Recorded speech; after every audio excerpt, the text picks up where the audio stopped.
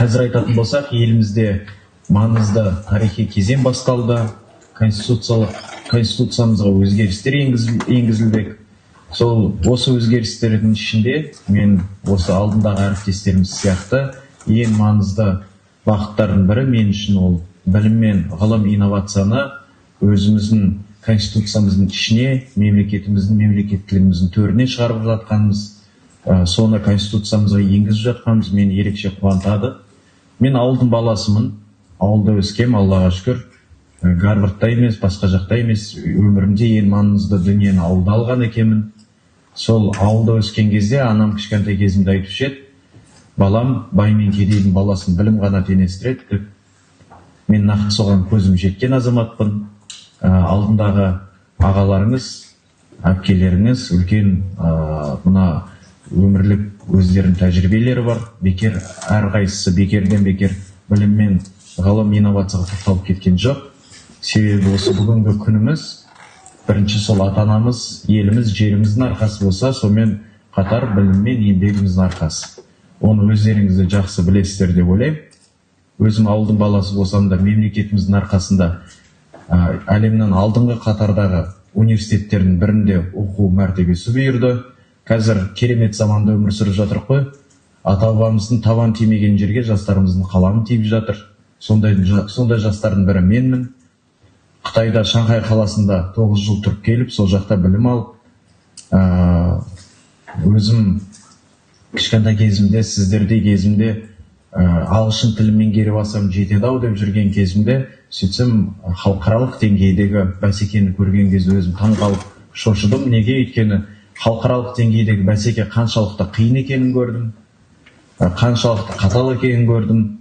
Халықаралық деңгейдегі мынау бәсекені көріп, ағылшын тілі шетел тіл емес екеніне көзім жетті. Жай ғана ақпарат қабылдайтын тілдердің бірі.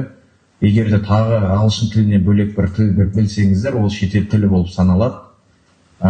Сол қатал талапты, қатал бәсекені көрген кезде өзім проректор болып жұмыс істеген, осы елге келіп Қытайдағы оқуымды аман-есен тәмамдап, сол университетте проректор болып жұмыс істеген кезде жастармен бітене қайнасы бірге жұмыс істедік. Сол кезде көзім жеткені, сол халықаралық қатал мына бәсекені көрсем де, біздің жастарымыз ешбір елден кем емес екеніне көзім жетті. Сол жағдай бір жаныма қуат беріп, өзімді қуантты. Не себептен? Өйткені қазіргі кезде қарасаңыздар, түрлі мынау математика олимпиадаларын, түрлі олимпиадаларды өзіміздің жастарымыз жеңіп алып жатыр. Білімді жастарымыз өте көп екеніне көзім жетті. Біреуіңіз білерсіздер, біреуіңіз білмейсіздер. Қазақстанның жастары 4 дүркін робототехникадан әлем чемпионы. Ол бір елге бұйыра бермейтін бақ, өздеріңіз елестетіп көріңіздер. 4 дүркін әлем чемпионы жоқ, ол тек Қазақстан. Ол нені білдіреді? Демек біздің жастарымыз мықты екені, демек біздің жастарымызға сену керек екенін, демек біздің жастарымыз ешбір елдің жастарынан кем емес екенін бір көрсеткіші. Қазіргі кезде мемлекетіміз осындай батыл қадам алып, сол білім мен ғылымды төрімізге шығарып жатқаны, ол осы жастарымызға сенгені, біріншіден, екіншіден сол жастарымыздың білімділігін, зиялылығын, алғырлығын көре алғаны деп есептеймін. Неге? Өйткені білім мен ғылымның, инновацияның артында жастар тұрады. Сол үшін бұл нағыз бізге жастарға бағытталған өзгеріс деп есептеймін. Мына Абай атамыз айтады ғой, жастар қазіргі кезде қарап тұрсаң, жастар нені іздейді деп ойлансаң, жастар екі нәрсені іздейді екен. Біріншісі мотивацияны іздейді, екіншісі жетістікке жету жолын іздейді. Сол жетістікке жету жолын Абай атамыз 4 ауыз сөзбен тренингқа бармай-ақ айтып қойған екен.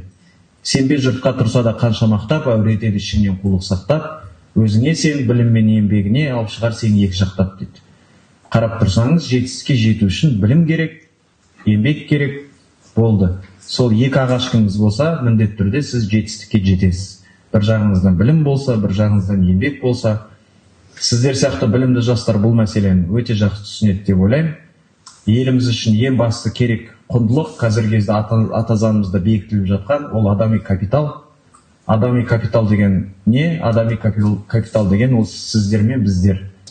Демек еліміз бізге үлкен үміт артып отыр, бізге сеніп отыр. Адами капитал деген ешқашан таусылмайтын байлық, бәрімізге белгілі жағдай, қазба байлығымыздың таусылатын күні бар. Ол шектеулі дүние, ал адами капиталды ешкім тартып ала алмайды. Сол адами капиталымыз бар екеніне көзі жетіп отқаннан кейін елімізде осындай өзгеріске бет алып отыр. Және де бұл құжат түріндегі ғана бір өзгеріс емес, неге? Өйткені өздеріңіз білесіздер, қазіргі кезде ауылдық жерлерде мынау жайлы мектептер салынып, ауыл мен қаланың ортасындағы арақашықтық бірте-бірте жақындап келе жатыр. Ауылда отырып Гарвардтың лекциясын тыңдауға болады қазіргі кезде. Егерде бұрын біз міндетті түрде заманауи, лайықты, бәсекеге сай білім алу үшін міндетті түрде шетелге бару керек болсақ, қазіргі кезде шетелдік алдың қатардағы университеттер елімізде, Аллаға шүкір, филиалын ашып жатыр. Ол біздің білім саласын біріншіден жетістігі, екіншіден сол шетел университетінің біздің жастарға, біздің елімізге деген сенімі, соның көрсеткіші. Ал енді біз одан бөлек осы білім мен ғылым инновацияны ең төрімізге, ата заңымызға енгізгелі тұрмыз. Ол заң қабылдаған кезде, реформалар жүзеге асқан кезде, бюджет бөлінген кезде білім мен ғылымды бірінші кезекке қоюға бір сондай талап орнатып отыр бүкіл еліміз үшін. Сол үшін бұл өзгерісті жастар жақсы түсінеді деп ойлаймын. Осы өзгеріске өзім қатты сенемін.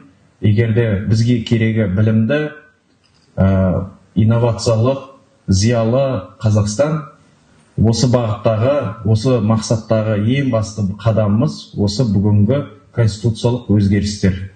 Сол үшін мен өзім осы білім мен ғылым басты құндылығымыз болатынын көргенде бұл өзгерістерге қатты сендім, және де сіздер де сенесіздер деген үміттемін. Егерде біз білім мен ғылымға мықты беріліп, осыны өзіміздің басты құндылығымызға төрімізге шығаратын болсақ, бұл бірінші Абай атамыз сияқты бабаларымыздың аманатына берік екеніміздің көрсеткіші.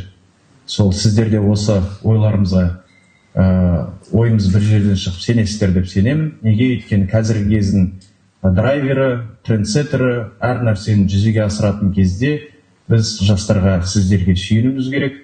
Сол осы өзгерістерде басы-қасында бірге болып, реформамызға, осы өзіміздің өткелі жатқан өзгерістерге бірге отырып, бір үйдің баласындай ат салсайық. Рахмет, сәттілік тілеймін.